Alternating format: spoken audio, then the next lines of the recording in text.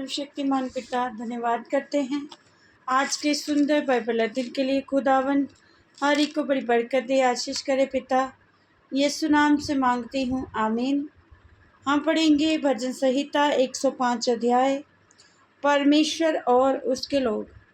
यहोवा का धन्यवाद करो, उससे प्रार्थना करो, देश देश के लोगों में उसके कामों का प्रचार करो। उसके लिए गीत गाओ, उसके लिए भजन गाओ, उसके सब कार्य आश्चर्य कर्मों पर ध्यान करो, उसके पवित्र नाम की बड़ाई करो। यहोवा के खोजियों का हृदय आनंदित हो। यहोवा और उसकी सामर्थ को खोजो, उसके दर्शन के लगातार खोजी बने रहो। उसके किए हुए आश्चर्य कर्म स्मरण करो, उसके चमत्कार और निर्णय स्मरण करो। हे उसके दास अब्राहम के वंश, हे याकूब की संतान, तुम तो उसके चुने हुए हो। वही हमारा परमेश्वर यहोवा है। पृथ्वी भर में उसके निर्णय होते हैं। वे अपनी वाचा को सदा स्मरण रखता आया है। ये वही वचन है जो उसने हजार हजार पीढ़ियों के लिए ठहराया है। वही वाचा जो उसने अब्राहम के साथ बांधी और उसके विषय में उसने इसहाक से शपथ खाई, और उसी को उसने याकूब के लिए विधि करके और इस्राएल के लिए ये कहकर सदा की वाचा करके दृढ़ किया, मैं कनान देश तुझी को दूंगा, वह बाट में तुम्हारा निज भाग होगा। उस समय तो वे गिनती में थोड़े थे, वरन बहुत ही थोड़े, और उस देश में परदेसी थे। वे एक जाति से दूसरी जाति में और एक राज्य से दूसरे राज्य में फिरते रहे, परंतु उसने किसी मनुष्य को उन पर अंधेर करने ना दिया। और वे राजाओं को उनके निमित्त ये धमकी देता था, मेरे अभिषिक्तों को मत छुओ और ना मेरे नबियों की हानि करो। फिर उसने उस देश में अकाल भेजा और अन्न के सब आधार को दूर किया। उसने यूसुफ का नाम एक पुरुष को उनसे पहले भेजा था, जो दास होने के लिए बेचा गया था। लोगों ने उसके पैरों में बेड़ियां डालकर उसे दुख दिया। वे लोहे की सांकलों से जकड़ा गए। जब तक कि उसकी बात पूरी ना हुई, तब तक यहोवा का वचन उसे कसौटी पर कसता रहा। तब राजा ने दूत भेजकर उसे निकलवा लिया, और देश देश के लोगों के स्वामी ने उसके बंधन खुलवाए। उसने उसको अपने भवन का प्रधान और अपनी पूरी संपत्ति का अधिकारी ठहराया, कि वे उसके हाकिमों को अपनी इच्छा के अनुसार कैद करे और पुरनियों को ज्ञान सिखाए।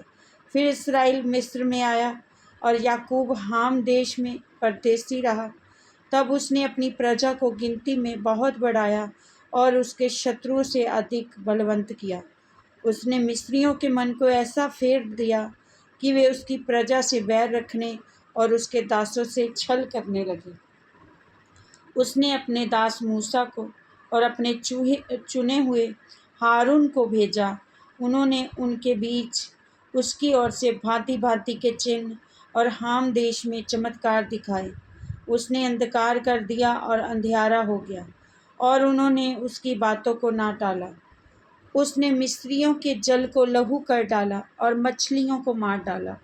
मेंढक उनकी भूमि में वरन उनके राजा की कोठरियों में भी भर आए। उसने आज्ञा दी, तब ढांस आ गए और उनके सारे देश में फुटकियाँ आ गईं। उसने उनके लिए जल वृष्टि के बदले ओले और उनके देश में धधकती आग बरसाई। उसने उनकी दाखलताओं और अंजीर के वृक्षों को वरन उनके देश के सब पेड़ों को तोड़ डाला। उसने आज्ञा दी, तब अनगिनत टिड्डियाँ और कीड़े आए, और उन्होंने उनके देश के सब अन्न आदि को खा डाला और उनकी भूमि के सब फलों को चट कर गए। उसने उनके देश के सब पैलोठों को, उनके पौरुष के सब पहले फल को नष्ट किया। तब वह इस्राएल को सोना चांदी दिलाकर निकाल लाया, और उनमें से कोई निर्बल न रहा। उनके जाने से मिस्री आनंदित हुए, क्योंकि उनका डर उनमें समा गया था। उसने छाया के लिए बादल फैलाया और रात को प्रकाश देने के लिए आग प्रकट की। उन्होंने मांगा, तब उसने बटेरें पहुँचाई और उनको स्वर्गीय भोजन से तृप्त किया।